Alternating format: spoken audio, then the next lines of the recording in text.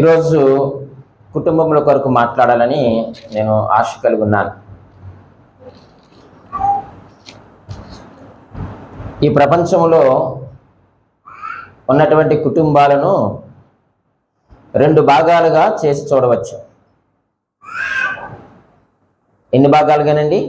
రెండు భాగాలుగా. ఒకటి సాగిపోతున్న కుటుంబము, రెండు క్షీణదశకు చేరుకున్నటువంటి కుటుంబము.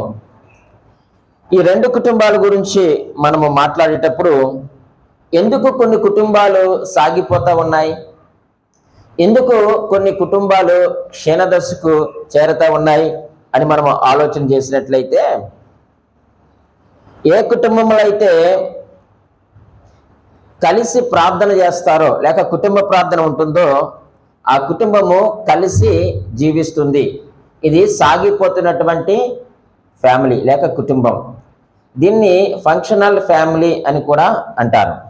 ఏ కుటుంబంలో అయితే గృహ ప్రార్థనలు ఉండవో, అంటే కుటుంబ ప్రార్థనలు ఉండవో, కలిసి ప్రార్థన చేయరో ఆ కుటుంబం ఎప్పుడు కూడా క్షీణదశకు చేరిపోతుంది. దీన్ని డిస్ఫంక్షనల్ ఫ్యామిలీ అని అంటారు.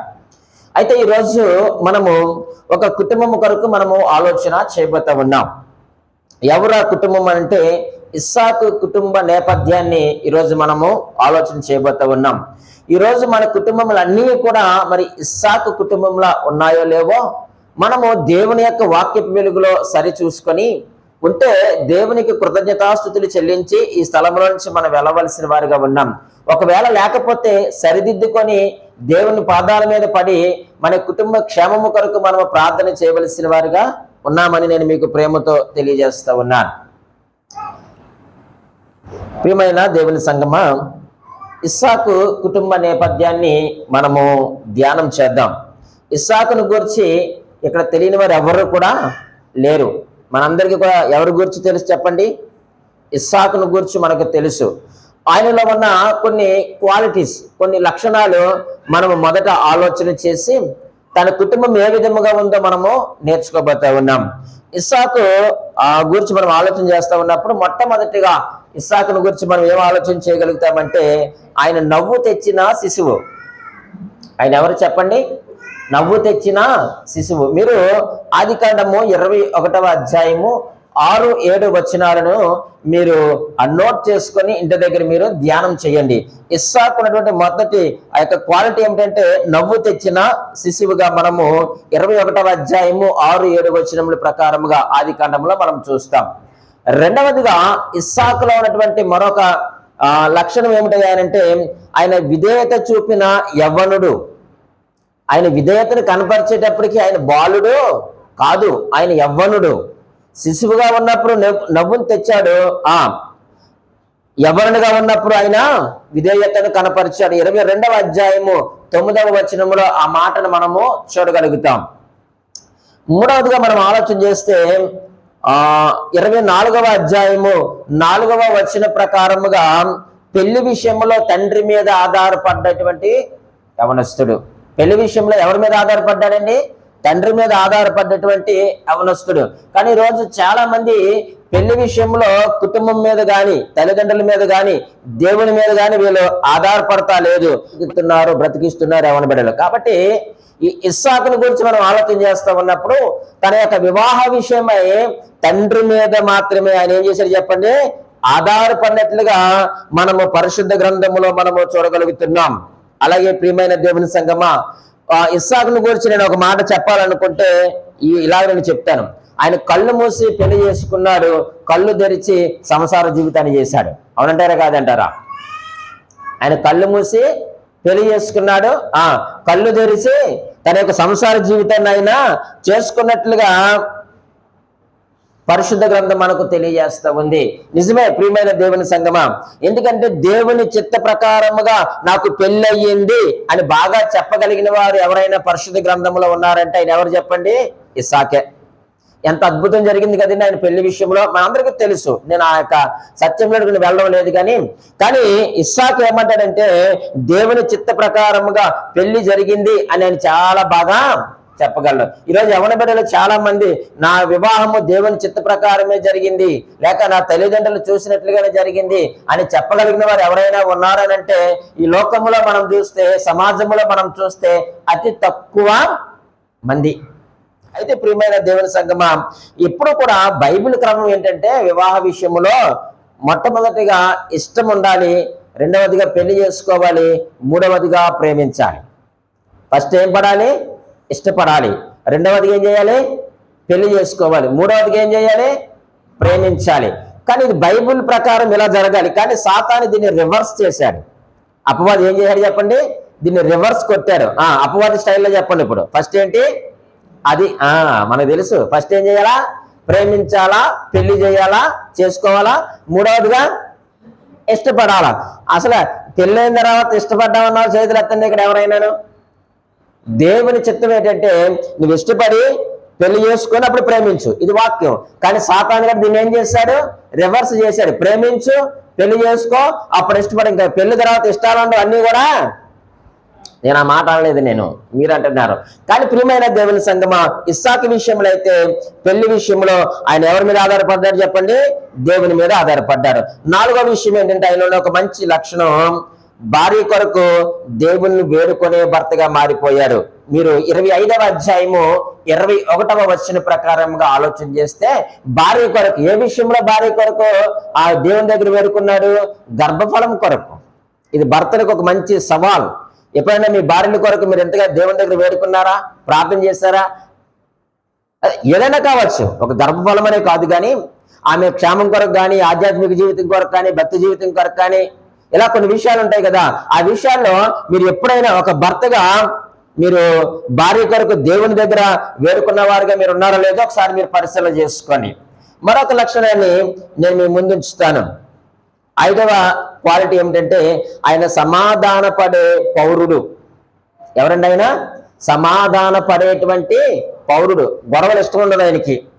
ఆ యొక్క బావుల దగ్గర గొడవలు జరిగినప్పుడు ఆయన వారితో గొడవ పడలేదు. మీరు చదవండి 26వ అధ్యాయము 22వ వచనము, అలాగే 28, 29 ఈ 3 వచనాలు మీరు చదివితే ఆయన సమాధాన పడేటువంటి పౌరుడుగా మనకు కనిపిస్తా ఉన్నాడు. 6వదిగా ఆయనలో ఒక మంచి లక్షణం ఏమిటంటే ఆయన బాధ్యత కలిగిన తండ్రి. ఎవరు? ఇస్సాకు. అంటే 27వ అధ్యాయము 4వ వచన ప్రకారముగా తన కుమారుణ్ణి దీవిస్తున్నాడు అక్కడ. అంటే ఒక బాధ్యత కలిగిన తండ్రిగా ఉన్నాడు. చూడండి, మరలా మీకు జ్ఞాపకం చేసి నేను ముందుకు వెళ్ళిపోతాను. ఇస్సాకులో ఉన్నటువంటి మొట్టమొదటి లక్షణం ఏంటి చెప్పండి? నవ్వు తెచ్చిన శిశువు. రెండవదిగా విధేయతను చూపించినటువంటి యవనస్తుడు. మూడవదిగా పెళ్లి విషయంలో తండ్రి మీద ఆధారపడినటువంటి యవనస్తుడు. నాలుగవదిగా ఆ భార్య కొరకు దేవుణ్ణి వేడుకునేటువంటి భర్తగా మనకు కనిపిస్తున్నాడు. 5వదిగా సమాధాన పడేటువంటి భర్తగా మనకు కనిపిస్తున్నాడు. 6వదిగా బాధ్యత కలిగిన తండ్రిగా ఆయన మనకు కనిపిస్తున్నాడు. ఇప్పుడు ఈయన మంచివాడా చెడ్డవాడా? మాట్లాడరే. ఇస్సాకు నేపథ్యం బాగుందా బాగోలేదా? బాగుంది, చాలా బాగుంది. కానీ ఇంత బాగున్నటువంటి ఇస్సాకు కుటుంబము క్షీణదశకు వెళ్ళిపోయింది. ఇంత సాగిపోతున్నటువంటి కుటుంబము సడన్ గా ఒక్కసారే ఏమైందయ్యానంటే ఆ కుటుంబము దేనికి చేరింది చెప్పండి? క్షీణదశకు చేరింది. మీరు ఎలా చెప్పగలరు పాస్టర్ గారు అని అంటే దేవుని వాక్యములోనే ఆ యొక్క విషయాల సంగతులు దేవుడు మన ముందు పొందుపరిచాడు.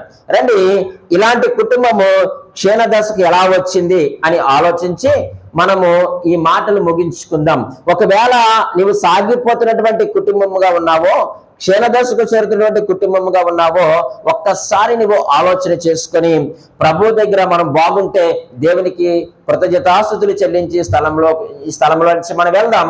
ఒకవేళ క్షీణదశకు చేరితే ప్రభు దగ్గర పశ్చాత్తాపడి నా కుటుంబాన్ని కట్టు ప్రభు అని మనము దేవుణ్ణి అడుగుదాం. రండి, మొట్టమొదటిగా ఈ కుటుంబం క్షీణదశకు చేరడానికి గల కారణం ఏమిటంటే ప్రియమైన వాళ్ళరా, కనబడని కుటుంబ సంసర్గము. అంటే ఈ కుటుంబంలో సరి అయినటువంటి మాటలు లేవు. ఈ కుటుంబంలో ఏమి లేవు చెప్పండి? సరి అయినటువంటి మాటలు లేవు. ఈరోజు చాలా కుటుంబాల్లో భార్య భర్తల మధ్య సరైన మాటలు లేవు. ఎరమొకాలు పెరమొకాలు. ఏదైనా మాట్లాడాలి అనుకుంటే ఎవరితో మాట్లాడతాం చెప్పండి? నీకు పుట్టిన పిల్లలతో చెప్తావు, ఒరే ఇంట్లో నూనె అయిపోయిందని చెప్పు. ఎవరికి చెప్పాలా? నీ కొడుకు చెప్తే ఆడు తెస్తాడా నూనె? లేకపోతే నీ కూతురు చెప్తే నూనె తెస్తాడా? ఆయన గారు అంటాడు కదా, కూరలో ఉప్పు ఎక్కువైందని చెప్పే. కూరలో ఉప్పు వేసేది ఎవరు? నీ కూతురు కూరలో ఉప్పు వేస్తుందా? లేకపోతే నీ భార్య కూరలో ఉప్పు ఎక్కువ వేస్తుందా? ఎవరు వేస్తారు కూరలో ఉప్పు? మాట్లాడరామా? మీరే కదా వేస్తారు. నేను వేస్తానని చెప్పండి. భార్య అని ఎవరి మీద వేస్తారేటి? మీరు కూరలో ఉప్పు ఎక్కువ వేస్తారు. మీరు ఎవరికి చెప్పాలి? మీరు ఎవరిని అడగాలి? నీ భార్యని కదా అడగవలసింది. నీ కుమారుని నీ కుమార్తెని అడిగితే వాళ్ళు ఏం తెలుసు? వాళ్ళకి బుర్ర పీక్కుంటారండి. ఆ వయసులో అంత భారము బాధ్యత పిల్లలకి ఎందుకండి? కూరలో ఉప్పు ఎక్కువైతే నువ్వు నీ భార్యకి చెప్పు. ఎవరికి చెప్తాంటే పిల్లలకి చెప్తావు. ఇంట్లో ఏమైనా సరుకులు అయిపోతే ఇంకా నయం, మీరు డ్రెస్సింగ్ టేబుల్ కూడా చెప్తారు. మీరు తలదూకుంటా చెప్తారు. ఇంట్లో నూనె అయిపోయింది, ఇంట్లో కారం అయిపోయింది, చింతపండు అయిపోయింది. ఎవరికి చెప్తారు మీరు చెప్పండి? డ్రెస్సింగ్ టేబుల్కి చెప్తారు. ఇంకా అవసరమైతే సింక్ లో గిన్నెలు ఎత్తేస్తే కూడా మీరు గిన్నెలతో మాట్లాడతారు. మీరు అనొచ్చు, పాస్టర్ గారండి వాళ్ళిద్దరి మధ్య సరైన మాటలు లేవని మీరు ఎలా చెప్పగలరని మీరు అంటారేమో. రండి ఇక్కడ నుంచి మీరు దేవుని వాక్యాలు చూడండి. 25వ అధ్యాయం తీయండి. ఆదికాండము 25వ అధ్యాయము 23వ వచనాన్ని నేను చదువుతా ఉన్నాను. చూడండి, 25వ అధ్యాయము 23వ వచనం ఇలాగ రాయబడి ఉంది. 22 చివరి నుంచి నేను చదువుతున్నాను. అప్పుడు యెహోవా ఆమెతో ఇట్లనెను. ఆమె అర్థమైంది కదా? అప్పుడు యెహోవా ఆమెతో ఇట్లనెను, 2 జనములు నీ గర్భములో కలవు, 2 జనపదములు నీ కడుపులో నుండి ప్రత్యేకంగా వచ్చును. ఒక జనపదము కంటే ఒక జనపదము బలిష్టమైండును, పెద్దవాడు చిన్నవానికి దాసుడగునని అనెను. ఎవరితో చెప్పారు ఈ మాట దేవుడు? చెప్పండి. దేవుడు ఎవరితో మాట్లాడాడు? రెబ్కమ్మతో మాట్లాడాడు. ఏమని చెప్పాడు రెబ్కా గారితో? నీ యొక్క గర్భములో 2 పిల్లలు ఉన్నారు, అంటే కవల పిల్లలు ఉన్నారు, వారిని నువ్వు ప్రసవిస్తావు. పెద్దవాడు ఎవరికి దాసుడై ఉంటాడు?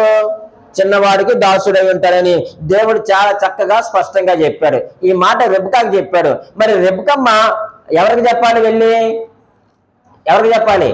ఇస్సాకు గారికి చెప్పాలి. ఏమండి వేకువజామున దేవుడు నాతో మాట్లాడుతూ, అమ్మా ఇదిగో నీ గర్భంలో 2 పిల్లలు ఉన్నారు, నువ్వు కవల పిల్లలు నీకు పుట్టబోతున్నారు, పెద్దవాడు చిన్నవాడికి దాసుడై ఉంటాడు అని దేవుడు నాతో మాట్లాడాడండి అని చెప్పిందామే? చెప్పలేదు. ఎలాగో చెప్తాను చూడండి. మరలా 27వ అధ్యాయము 4వ వచనాన్ని చదవండి. 27వ అధ్యాయం 4వ వచనం ఇలాగ ఉంది చూడండి. నేను చావక మునుపు నిన్ను నేను ఆశీర్వదించినట్లు నాకు ఇష్టమైన రుచిగల భోజ్యమును సిద్ధపరిచి నేను తిరుటకై నా యొద్దకు తెమ్మని చెప్పాను. ఇస్సాకు గారు ఎవరికి చెప్తున్నారు ఈ మాట? ఎదోము అంటే ఏసావుకి చెప్తున్నాడు. ఏమని? నువ్వు నాకు ఒకటి తీసిరా, నేను తిని నిన్ను నేనేం చేస్తాను? దేవుడు ఎవరిని ఆశీర్వదిస్తానన్నాడు? చిన్నవాడిని కదా ఆశీర్వదిస్తానన్నాడు. మరి ఏంటి ఇస్సాకు తొందరపాటు? అంటే వీళ్ళిద్దరి మధ్య ఏమి లేదు చెప్పండి? సరైనటువంటి మాటలు లేవు. అరే వీళ్ళిద్దరూ కూడా ఒకే ఇంట్లో ఉంటున్నారు కదా, ఒకే గదిలో ఉంటున్నారు కదా, ఒకే కంచం దగ్గర ఉంటున్నారు కదా, ఒకే మంచం దగ్గర ఉంటున్నారు కదా, కానీ ఎందుకు వీరు మాట్లాడుకోలేదు? ప్రియమైన దేవుని సంగమా, ఈరోజు చాలా కుటుంబాలు క్షీణదశకు చేరిపోవడానికి కారణం ఏమిటంటే భార్యాభర్తల మధ్య సరైనటువంటి సంభాషణ లేదు, మాటలు లేవు అనేటువంటి విషయం ఇక్కడ అర్థం అవుతా ఉంది. ఇస్సాకు కుటుంబము క్షీణదశకు చేరడానికి మొట్టమొదటి కారణం ఏమిటయ్యా అంటే వారి మధ్య సరైనటువంటి మాటలు లేవు. ఏమో ఎందుకు వచ్చిందో గొడవ.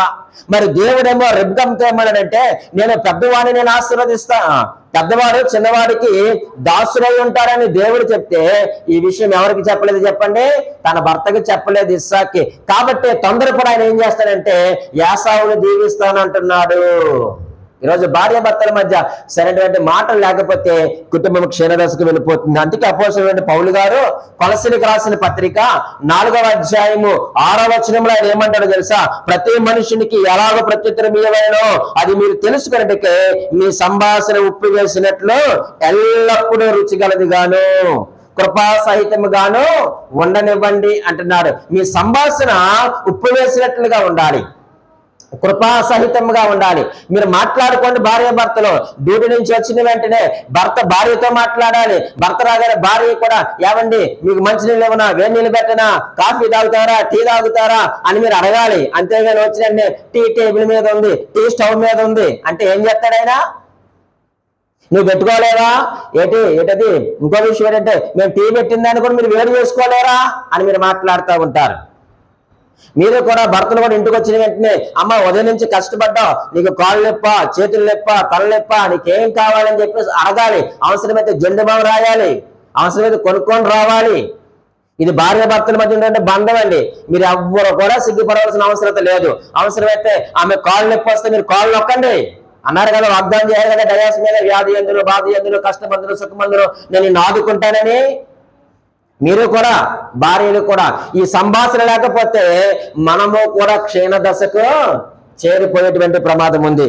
రెండవదిగా, మొదటిది ఏంటి చెప్పండి? కుటుంబంలో కనబడని సంసర్గము, అంటే సరైన మాటలు లేవు. రెండవదిగా, కనబడని కుటుంబ కలయిక, కుటుంబ సమావేశాలు ఉండాలి. రెండవది ఏంటి చెప్పండి? కుటుంబ సమావేశాలు ఉండాలి. కానీ వీరి కుటుంబంలో ఏమి లేవు చెప్పండి? కుటుంబ సమావేశాలు లేవు. 25వ అధ్యాయం కానీ, 26వ అధ్యాయం కానీ, 27వ అధ్యాయంలో కానీ చూడండి, ఈ 3 అధ్యాయాల్లో వీళ్ళు నలుగురు ఎక్కడ కనపడరు, ఇద్దరిద్దరుగానే ఉంటారు. అరే, భార్య భర్త 2 పిల్లలు కదా, మీ నలుగురు ఎందుకు వేరువేరుగా ఉన్నారు ఈరోజు? భర్త ఆ గదిలో పడుకుంటే భార్య ఈ గదిలో పడుకుంటుంది, వీళ్ళిద్దరు వేరు వేరు గదిలో పడుకుంటే పిల్లలు వేరే గదిలో పడుకుంటారు. ఏంటా కర్మ మీకు? దేవుడు మీకు ఇచ్చిన గదులు ఒక్కొక్క గదిలో పడుకోవడానికి కాదు, అందరూ కూడా ఒకే గదిలో మీరు ఉండాలి కదండి. అరే, కుటుంబ సమావేశాలు లేకపోతే ఎలాగండి? అందుకనే ఒరే బాబు, మీరు ఆ కుటుంబాలతో మీరు కలిసి ఉండాలనే దేవుడు ఇశ్రాయేలుకి గుడారాల పండుగ ఇచ్చాడు. గుడారాల పండుగ ఒక్కడ వెళ్ళడానికి వీలు లేదు. ఎలా వెళ్ళాలి? ఎలా వెళ్ళాలండి?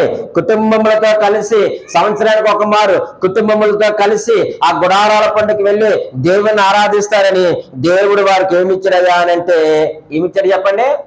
గుడారాల పండుగని ఇచ్చాడు. అరే, నీ పిల్లల్ని దేవుని మీద భయభక్తులను పెంచకపోతే ఎలాగ? నీవు ఇంట్లో పెట్టి ఏం చేస్తావు నీ పిల్లల్ని? ఆడు మొక్క ఉన్నప్పుడేమో అని వంచాలి కదా, బాగా నడవలసిన త్రవణ వారికి నేర్పించాలి కదా. నువ్వు అప్పుడు నేర్పించవు, అది మానైపోయి కూర్చుంటే అది వంగదు. ఆ మాను దేనికి వంగుతుంది చెప్పండి? తాళ్ళకి కర్రలకే వంగదు, రంపానికే వంగుతుంది. అంటే గాయం అయితేనే గాని, దెబ్బ తగిలితేనే గాని ఆ మాను ఏమో చెప్పండి? వంగదు గాక వంగదు. ఈరోజు ఇస్సాకు కుటుంబము క్షీణదశకు రావడానికి రెండవ కారణం ఏమిటంటే కుటుంబ సమావేశాలు లేవు. మూడో విషయాన్ని ముందుంచుతాను ప్రియమైన వాళ్ళరా, తప్పుడు ప్రాధాన్యతలు. ఏంటి చెప్పండి? తప్పుడు ప్రాధాన్యతలు. ఈ కుటుంబం దేనికి ప్రాధాన్యత ఇచ్చిందంటే 27వ అధ్యాయము 1 నుంచి 4 వచనాలు ఉన్న సారాంశం ఏమిటంటే తిండికి ప్రాధాన్యతనిచ్చారు. అదే కదా అన్నాడు, అయ్యా నేను వృద్ధులైపోయాను, నువ్వు నాకు వెళ్ళి వేట మాంసం తెస్తే నేను కడుపారా తిని నేను చేతులారా ఏం చేస్తాను? దీవిస్తానన్నాడు. ఇక్కడ 27వ అధ్యాయం 1-4 వచనంలో ఉన్న సారాంశం ఏమిటంటే, ప్రియమైన దేవుని సంగమా, తప్పుడు ప్రాధాన్యతలు. ఏంటంటే తప్పుడు ప్రాధాన్యతలు. నీ కుటుంబంలో నీవు ఇవ్వాల్సినటువంటి ప్రాధాన్యత దేనికి? తిండికి కాదు. ఒకప్పుడు వారి కుటుంబంలో దేనికి ప్రాధాన్యతనిచ్చేవారు? 24వ అధ్యాయము 63వ వచనంలో చూస్తే ప్రార్థనకు వారు ప్రాధాన్యతనిచ్చారు. ఇస్సాకు దేనికి ప్రాధాన్యతనిచ్చాడు చెప్పండి? కదండి, సాయంకాలం వేళ ఆయన పొలంలోనికి వెళ్ళి ధ్యానింప వెళ్ళాను అనేటువంటి మాటను చూస్తూ ఉన్నాము. ఉదయం లేవడం ప్రార్థన చేయడము, సాయంత్రం దేవుని దగ్గరికి వెళ్ళి ఏకాంతంగా దేవుని కొరకు ప్రార్థన చేయడము. అంటే అప్పుడు వారి యొక్క కుటుంబంలో దేనికి ప్రాధాన్యతనిచ్చారు అంటే ప్రార్థనకు ప్రాధాన్యతనిచ్చారు, బలిపీఠానికి ప్రాధాన్యతనిచ్చారు, దేవునితో సహవాసానికి ప్రాధాన్యతనిచ్చారు. 24వ అధ్యాయము 58వ వచనం ప్రకారంగా విధేయతకు వారు ప్రాధాన్యతనిచ్చారు. అరే, ఇంత ప్రాధాన్యత కలిగినటువంటి కుటుంబము ఒక్క మార తిండి మీద పడిపోయారంటే చూడండి. ఇస్సాకు గారి వయసు ఎంత ఉన్నప్పుడు? ఆయన వృద్ధాప్యంలో కదా ఉన్నారు, వృద్ధుడైపోయాడు కదా. కానీ ఈయనకి ముక్క లేకపోతే మాట్లాడరే, ముక్క లేకపోతే ఈరోజు కనీసం మన కూరలో ఎండి చేప అయినా సరే తగలాల. కనీసం నీసు లేకపోతే ఇదే జీవితమో కానీ మనకి ఏం దిగుతలేదు చెప్పండి?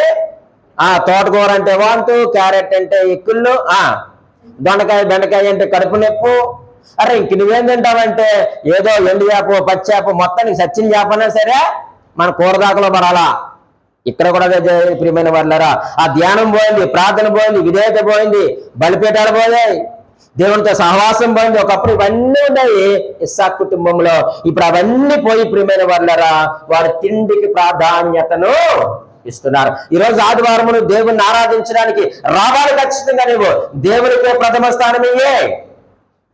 నీవు శిఖారులకు వెళ్ళడానికి ఆదివారం ఏమి నీకు రెస్ట్ డే ఏం కాదు, విశ్రాంతి దినం. అంటే దేవుని దగ్గర రావడానికి నీకు విశ్రాంతిని ఇచ్చాడు. కానీ 6 దినాలు కష్టపడి 7వ దినము నువ్వు విశ్రాంతి తీసుకుని ప్రభు దగ్గరికి కుటుంబంతో వచ్చి దేవుని ఆరాధించు, దేవునికి ప్రార్థించు, దేవునికి మొర్రపెట్టు, దేవుని కొనియాడు, దేవుని గణపరచు. అప్పుడు నీ నా కుటుంబము క్షేమముగా ఉంటుంది, సాగిపోతున్నటువంటి కుటుంబముగా ఉంటుంది. ఈరోజు క్షేమ దశకు రావడానికి కారణం ఏంటంటే ఆదివారం దేనికో నువ్వు ప్రాధాన్యతనిస్తున్నావు. నువ్వు బట్టలకు ప్రాధాన్యతనిస్తున్నావు ఏంటక్క, ఆదివారం చుట్టాలింటికి వెళ్ళడానికి ప్రాధాన్యతనిస్తున్నావు ఏంటక్క, నువ్వు ఎవరో రమ్మని ఫోన్ చేస్తున్నావు ఆదివారం నువ్వు. ఇది దేవునికి ఇవ్వాల్సినటువంటి దినము కదా, దేవునికి ఇవ్వాల్సిన ప్రాధాన్యత కదా నువ్వు. కానీ ఎవరికో నువ్వు ప్రాధాన్యతనిస్తున్నావు. వీళ్ళైతే తిండికి ప్రాధాన్యతనిచ్చారు ప్రియమైన దేవుని సంగమా. కాబట్టి ఆ కుటుంబం క్షీణ దశకు చేరుకుంది. మరొక విషయాన్ని జ్ఞాపకం చేస్తాను. 4వ విషయం ఏంటో చెప్పమంటారా? పక్షపాత వైఖరి కుటుంబంలో. ఈ కుటుంబము క్షీణ దశకు చేరడానికి మరొక కారణం ఏంటో చెప్పమంటారా? పక్షపాత వైఖరి. మీరు చదవండి 25వ అధ్యాయము 28వ వచనములో ఇలాగూ రాయబడి ఉంది. చదువుతున్నాను చూడండి. ఇస్సాకు యాసావు తెచ్చిన వేట మాంసమును తినిచుండేను గనుక అతన్ని ప్రేమించెను, రెబ్కా యాకోబును ప్రేమించెను. చూసారా, ఒకరిని ప్రేమిస్తున్నారు, ఒకరిని ప్రేమిస్తున్నాడు. ఇస్సాకు యాసావును ప్రేమించడానికి కారణం ఏంటి?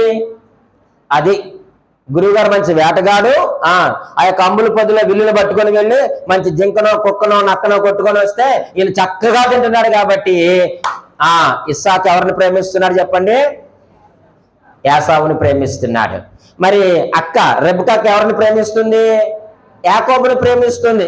ఒరే మీ నాన్న డబ్బులు ఎక్కడ పెడుతున్నాడో చూడు అంటుంది మీ అమ్మ. నాన్న ఎక్కడికి వెళ్తున్నాడో చూడు అంటది. కాబట్టి అమ్మ చుట్టూ తిరుగుతున్నాడు. కాబట్టి బాబు కొట్టు దగ్గరికి వెళ్ళానా అంటే ఆ కొట్టు దగ్గరికి వెళ్తే 5 రూపాయలు ఇస్తుంది. కాబట్టి యాకోబు అమ్మను ప్రేమిస్తున్నాడు, అమ్మ యాకోబుని ప్రేమిస్తుంది. ఈయన తినడానికి తిండి పెడుతున్నాడు, ముద్దలోకి మొక్కెడుతున్నాడు. కాబట్టి ఈయన ఎవరిని ప్రేమిస్తున్నారు? అరే నువ్వు పెద్ద కొడుకుని ప్రేమించడానికి ఏం అర్హత ఉందో చెప్పు. అసలు యాసావు దగ్గర ఏ లక్షణాలు ఉన్నాయి? దైవికమైన లక్షణం ఏదైనా ఉందా చెప్పండి? ఉందా? లేదు. విధేయత ఉందా? ప్రార్థన ఉందా? పెళ్లి విషయంలో ఏమైనా నాన్న మీద ఆధారపడ్డా? లేదు కదా. అంటే కేవలం వాళ్ళని ప్రేమించడానికి కారణం ఏంటంటే నీకు ముక్క తెచ్చి పెడుతున్నాడని. ఈరోజు చాలా మంది తల్లులు కూడా అలాగే పరిపాలన చేస్తున్నారు కుటుంబంలో. కొడుకుని ఒకలాగా, కూతురుని ఒకలాగా, కూతురుని ఒకలాగా, కొడుకుని ఒకలాగా ఉన్నా. ఈరోజు నువ్వు కొడుకుని ప్రేమిస్తున్నావు, కూతుర్ని నాన్న కూతురు అంటారు. నువ్వా అమ్మ కొడుకు అంటారు. ఎప్పుడు కూడా ఈ పక్షపాత ధోరణి దాన్ని ఏం చేయకూడదు చెప్పండి? బహిర్గతం చేయకూడదు. ఒకవేళ మనసులో ఉండొచ్చు, అసలు ఉండకూడదు. అసలు ఆ పక్షపాతం ఏంటో ఉండకూడదు.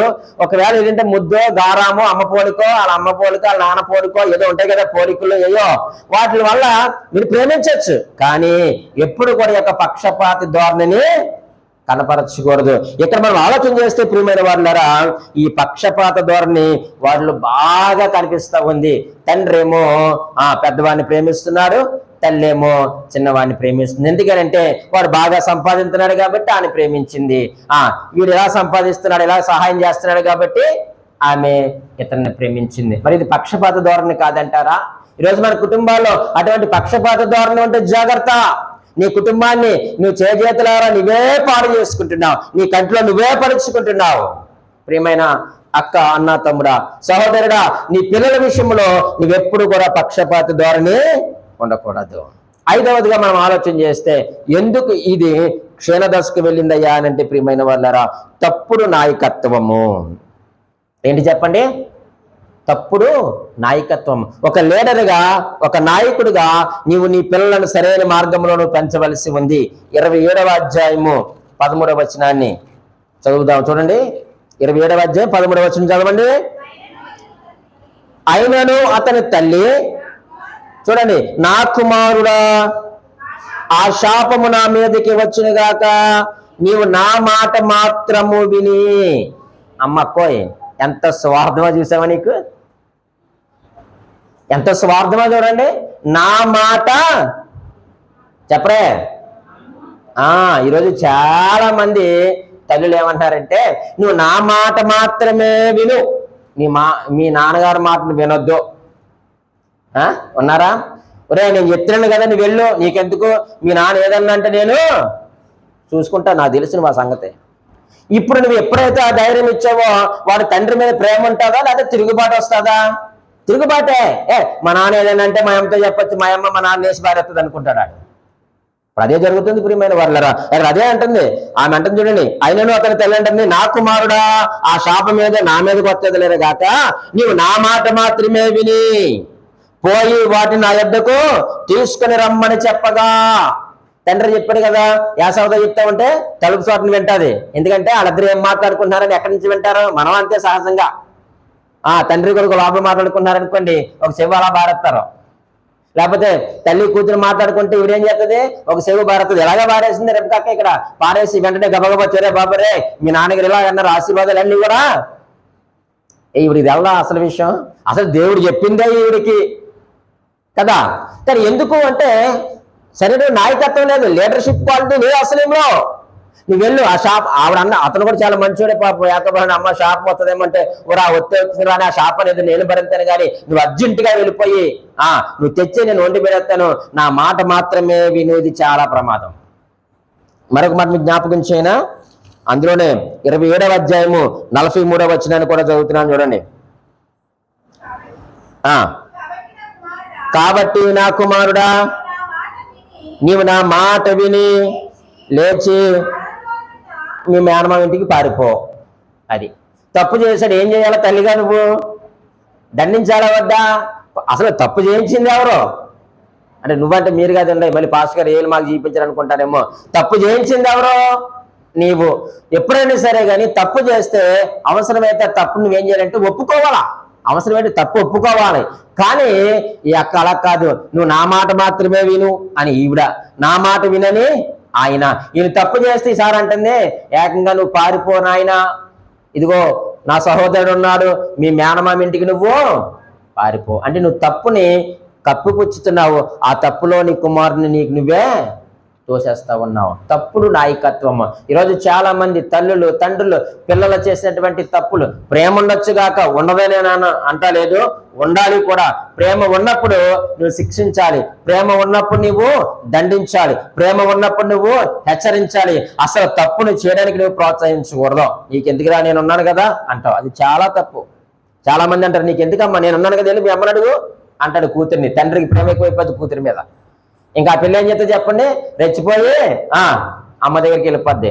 నాన్నమ్మన్నాడు, నాన్న చెప్పాడు, నాన్న చూసుకుంటా అన్నాడు అనేసరికి నువ్వేం చేస్తావు ఇంకా భర్త మీద ప్రేమతో. కానీ ఈ యొక్క తప్పుడు నాయకత్వాలు ఎప్పుడు కూడా కుటుంబాల్లో ఉండకూడదు. ఎందుకంటే వాటి ద్వారా మన పిల్లల జీవితాల్ని మనమే నాశనం చేసుకున్న వాళ్ళం అవుతాం. తప్పుడు నాయకత్వం. నువ్వేం చేయాలి తెలుసా? నువ్వు నీ బిడ్డలకు మంచి సలహాని ప్రోత్సహించు. వారి కొరకు వెనకుండి నువ్వు నీ పిల్లల కొరకు ప్రార్థన చేయి. ఎంతమంది ప్రార్థన చేస్తున్నారు మీ పిల్లల కోసం చెప్పండి? మీ పిల్లల కోసం మీరు ప్రార్థన చేస్తున్నారా? ప్రత్యేకంగా మీ పిల్లల కొరకు ప్రార్థన చేసే వాళ్ళు ఎవరైనా ఉన్నారా? ఈరోజు ఆ నాయకత్వము తల్లిలోను తండ్రిలో లేని కారణాన ఈ యొక్క కుటుంబాలు ఏమైపోతుందో చెప్పండి, క్షీణదశకు వెళ్ళిపోతా ఉన్నాయి. ఈరోజు ఇస్సాకు కుటుంబము క్షీణదశకు వెళ్ళిపోవడం కారణం ఏమిటంటే తప్పుడు నాయకత్వం. 6వదిగా మనం ఆలోచన చేస్తే ఆ కుటుంబము క్షీణదశకు చేరడానికి మరొక కారణం ఏమిటంటే తప్పుడు నిర్ణయాలు. ఏంటి చెప్పండి? తప్పుడు నిర్ణయాలు లేక తప్పుడు తీర్మానాలు.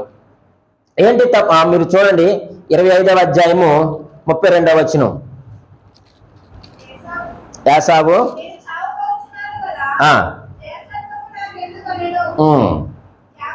చాలండి. ఇక్కడ మరలా అలాగే ఉండండి 26వ అధ్యాయము 34వ వచనం కూడా. ఆ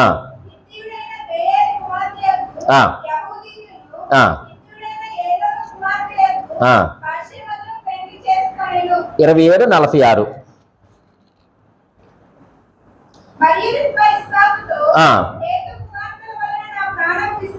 హేతు కుమార్తెల వలన నా ప్రాణము విసికినది. చాలండి. ఎందుకు తప్పుడు నిర్ణయాలు లేక తప్పుడు తీర్మానాలు అనేటువంటి మాటను ఎందుకు నేను ఇక్కడ మాట్లాడుతూ ఉన్నానంటే ప్రియమైన వాళ్ళరా, ఆయనకు ఆకలి వేసింది. ఎవరికి ఆకలి వేసింది? యాసావు గారికి. మనం చదివిన 25:32 ప్రకారముగా ఆయనకు పనిలోంచి వచ్చి మంచి ఆకలిగా ఉంది. ఈ లోపల యాకోబు గారు ఏం చేశారు? ఏ కూర అండి అది? చిక్కుడుకాయల కూర. పోనీ ఏదన్నా మంచి మటనో లేకపోతే అయితే బాగుండు. చిక్కుడుకాయ కూర ఎర్రగా కనపడ్డదని చెప్పేసి, ఒరే బాబు నాకు కూర ఇరా అన్న పాపానికి ఆయన ఏం చేశాడు చెప్పండి? నీ జ్యేష్ఠత్వం నాకు ఇవ్వండి అన్నాడు. ఆయన తీసుకున్నది నిర్ణయం తప్ప కాదా? ఎందుకంటే ఇశ్రాయేలులకు జ్యేష్ఠత్వం అనేటువంటిది చాలా ప్రాముఖ్యమైనది, ప్రధానమైనది. దేవుని యొక్క వాక్య ప్రకారంగా జ్యేష్ఠత్వం అనేటువంటిది చాలా ప్రాముఖ్యమైనది. కానీ ఈయన ఒక తప్పు నిర్ణయం దేని కొరకు తీసుకున్నాడు? తప్పు నిర్ణయం చెప్పండి. ఆఫ్టర్ ఆల్ కూర కోసం, తిండి కోసం తప్పు నిర్ణయం తీసుకున్నాడు. వివాహ విషయమై కూడా ఆయన ఏం చేశాడు చెప్పండి? తప్పుడు నిర్ణయం తీసుకున్నాడు. అందుకే రెబ్కమ్మ అంటుంది చివరికి వచ్చి, ఒరే నాయన నువ్వు చేసిన పనికి ఆ హేతు కుమార్తెల వల్ల నా ప్రాణము విసిగిపోయింది. అంటే అన్యుల పిల్లల్ని నువ్వేం చేసావు? పెళ్లి చేసుకున్నావు. ఇక అదే జరిగింది. తన యొక్క జ్యేష్ఠత్వాన్ని అమ్మేసుకున్నాడు. అలాగే అన్యుల పిల్లల్ని కూడా ఆయన పెళ్లి చేసుకున్నాడు. ప్రియమైన దేవుని సంగమా, నేను ఒక మాట చెప్తాను మీ ముందు. కుటుంబం అంటే నిర్ణయాలు తీసుకునే ఒక మంచి వ్యవస్థ. కుటుంబం అంటే ఏంటి చెప్పండి? నిర్ణయాలు తీసుకునేటువంటి ఒక మంచి వ్యవస్థ. ఆ యొక్క వ్యవస్థ లేదు ఆ కుటుంబంలో. ఎవరి నిర్ణయాలు వారి, ఎవరి తీర్మానాలు వారి. కుటుంబంలో ఎప్పుడు కూడా నా ఇష్టం అనేటువంటిది ఎప్పుడు కూడా ఉండకూడదు. బైబిల్ నిఘంటువులో లేనిదేంటో చెప్పమంటారా? నా ఇష్టం అనేటువంటి మాట బైబిల్ నిఘంటువులో లేదు.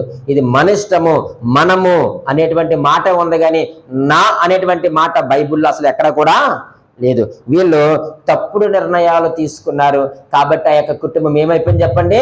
క్షీణ దశకు చేరతా ఉంది. తిండి కోసము తప్పుడు నిర్ణయము, వివాహము కొరకు కూడా తప్పుడు నిర్ణయము. అన్య స్త్రీలు చేసుకున్నారు. దానివల్ల తల్లికి ఏం సుఖం ఉంది చెప్పండి? ఆమె ఏమంటుంది చెప్పండి? నా ప్రాణము విసిగినది. ఈ హేతు ఆ కారణం చేత ఆ కుటుంబము ఏమైపోయింది చెప్పండి? క్షీణదశకు చేరిపోయింది. యాకోబు ఏమి తక్కువదని లేదు.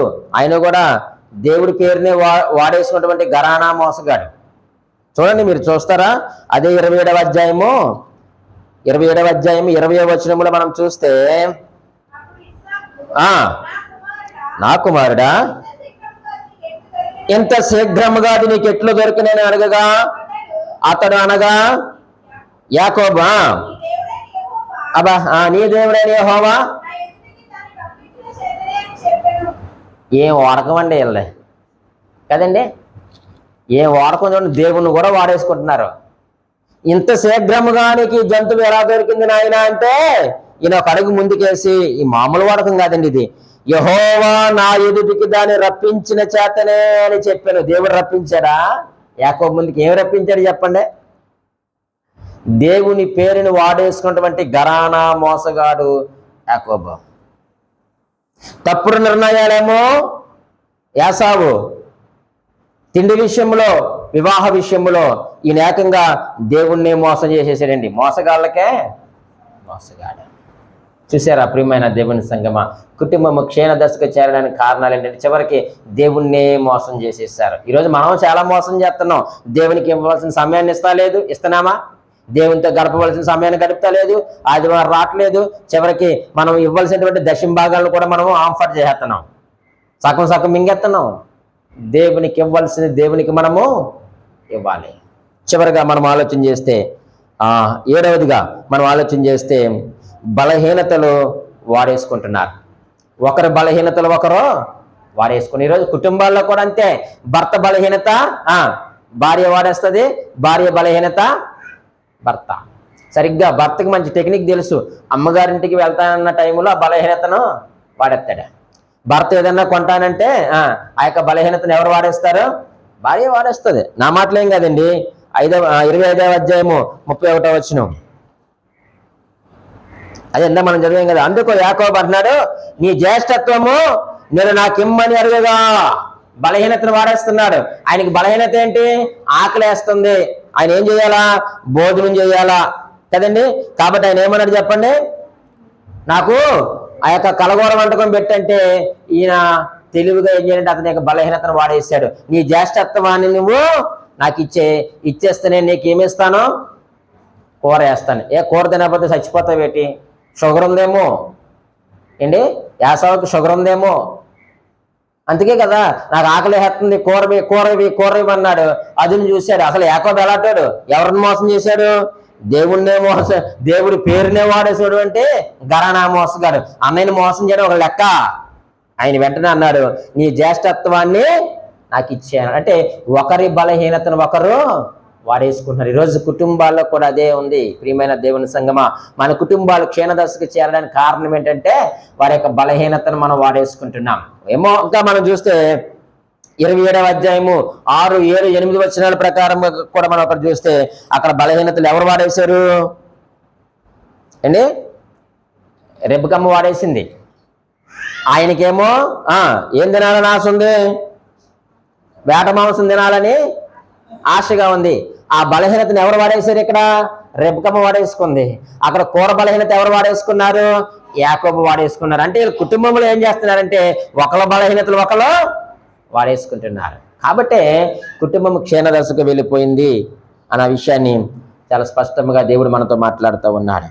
ఆయనకేమో ఏదో కళ్ళు కనిపించలేదు కదా అని చెప్పేసి రెబెక్కకి ఏకంగా మోసమే. ఆయన ఆకలిని ఈయన వాడేసుకున్నాడు. ఈరోజు వాడుకుంటే పనులు అవ్వండి. ఒకళ్ళ బలహీనతలు ఒకళ్ళు వాడుకుంటే కుటుంబాలు క్షీణదశకు వెళ్ళిపోతాయి, కానీ క్షేమాభివృద్ధి చెందవు. లాస్ట్ వన్, చివరిగా ఆ కుటుంబం క్షీణదశకు చేరడానికి గల కారణం ఏంటంటే కోపం, పగ. ఏంటి చెప్పండి? కోపం, పగ. 27వ అధ్యాయము చూడండి, చదువుతూ ఉన్నాను. 41వ వచనములు ఇలాగ రాయబడి ఉంది, తన తండ్రి యాకోబుకి ఇచ్చిన దీవెన నిమిత్తము ఏసావు అతని మీద ఏమి చేశాను? పగబట్టెను అనేటువంటి మాట. అంటే ఈ కుటుంబం క్షీణదశకు చేరడానికి లాస్ట్ రీజన్ ఏంటంటే పగ, కోపము. ఈరోజు చాలా మంది కుటుంబాల్లో పగలో కోపాలు ఎలా ఉంటాయి నేను చెప్తాను వినండి.